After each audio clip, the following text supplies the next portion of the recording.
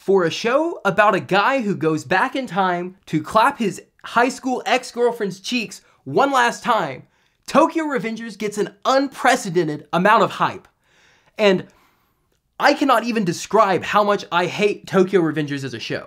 I basically went back this last week and I hate watched the entire 24 episode anime series just so I could take the most comprehensive shit on it in this video.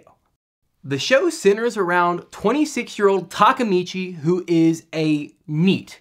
He lives by himself, he's an otaku supreme, he literally bathes in his own shit, there are piles of trash everywhere in his room. He's the definition of a fucking loser. He happens to be watching TV on his fat ass one day, and he happens to see that his high school ex-girlfriend recently died in an accident. He gets kind of distraught and decides, okay, today's the day I get off my fat ass and I touch some grass. So he goes out to like the train station. I don't even remember where he was going, but he decides to get on the train as you do in Tokyo. And a mysterious figure like pushes him out in front of the train tracks. And his life flashes before his eyes and he gets teleported back in time to his high school days. So while he's in the past, Takemichi basically bullies a bunch of little kids. Some older kids come along, kick the shit out of him. He does a bunch of other really stupid stuff. He goes to visit his ex-girlfriend and he basically decides, look, I'm going to do something noble here. I'm going to try to change the future so my ex-girlfriend doesn't die because she was a real homie to me. So he goes to his ex-girlfriend's little brother, Naoto, and says, look, Naoto, I know this is a lot to ask of you because you're like 6 fucking years old, but your older sister is going to die in the future and so am I. So if you could come along and save our asses, that would be a real G move of you. So without questioning it, like a good little 6-year-old kid that Naoto is, he's like, okay, bet I'll save you in the future. Somehow, Takemichi, he teleports back to the future, and sure enough, Naoto was a homie, and he pulled his ass off the tracks.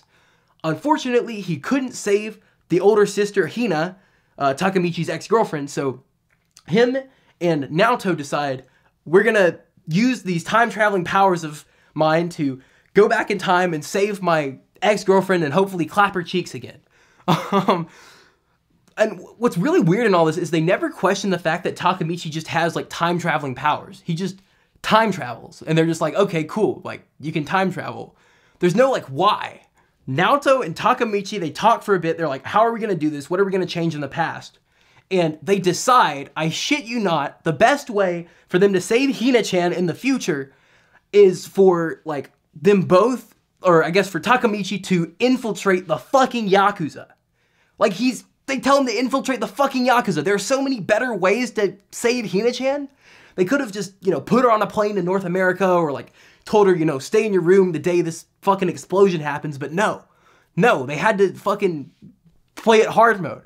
So Takemichi, he goes back into the past and he finds himself in this fight club where the bullies from the last episode who kicked the shit out of Takemichi have basically made him and his friends join their little like fight ring and fight for money. Takemichi isn't having it. He has like a moment of passion and he's like, decides, okay, I'm not going to be a little bitch. I'm going to, put it up and fight this bully.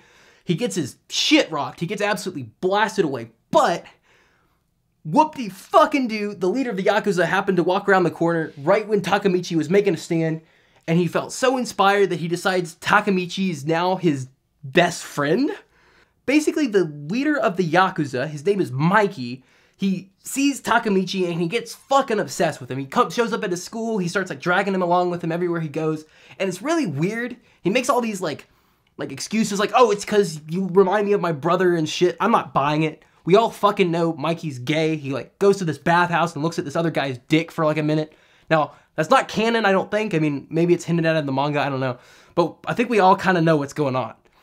And so for the rest of the show, basically Mikey just drags Takemichi along. Takemichi kind of follows them around and just kind of passively is in the room when all this Yakuza shit's going on. And it's really disconcerting.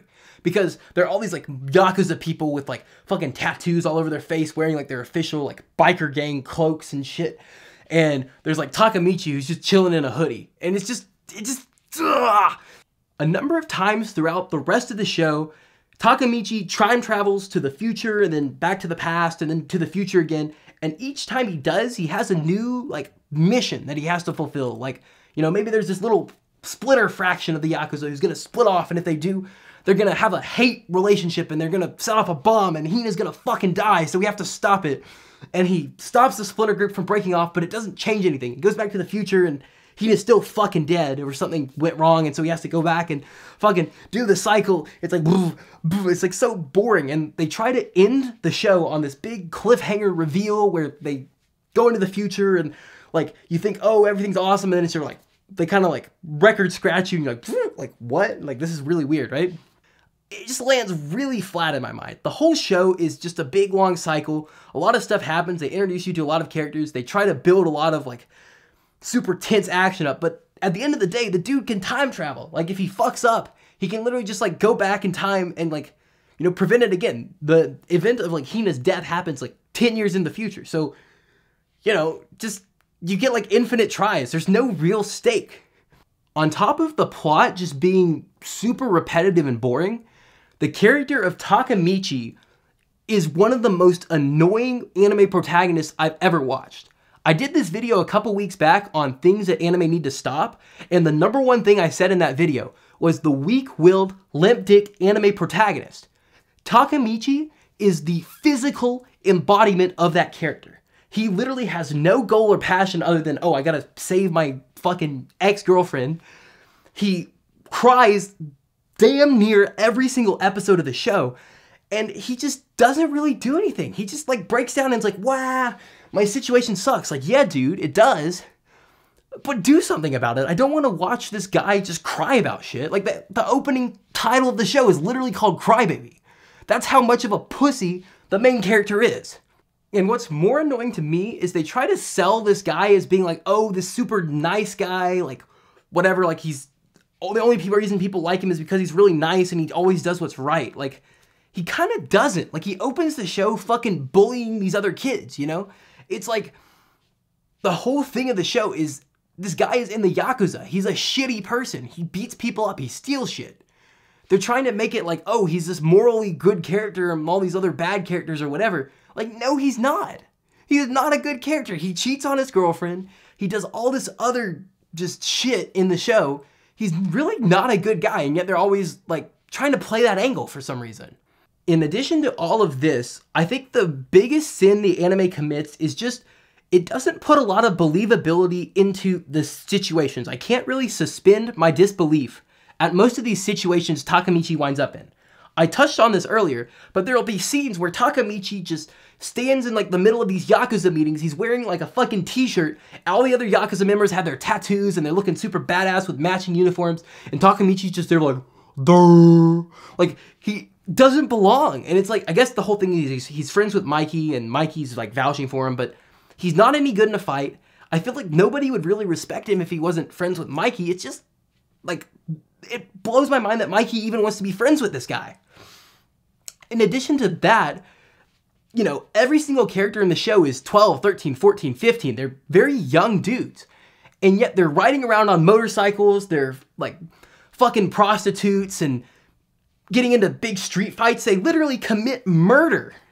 And I'm supposed to believe that these 12, 13, 14-year-old kids are involved in all this nefarious shit? It's like stretching my like suspense of disbelief to its limit, right? And you know, in a culture like Brazil or somewhere where, you know, there are really bad, like, people living on streets and, you know, there is a real violent culture, I could believe it. But this is Japan we're talking about. Most of these kids are shown going to, like, private schools. Am I really expected to believe that these kids are as bad as, you know, it looks? I mean, maybe. I don't really know. I mean, maybe the Yakuza culture in Japan really is that bad. It's just hard for me to believe. To be honest, I cannot see why so many people like this show. The one thing that I thought was maybe kind of cool about it was like the time travel mystery element. Like, that's kind of cool that you have, you know, this whole time travel loop and whatever, until you really think about it for a second and realize that it just doesn't make any sense.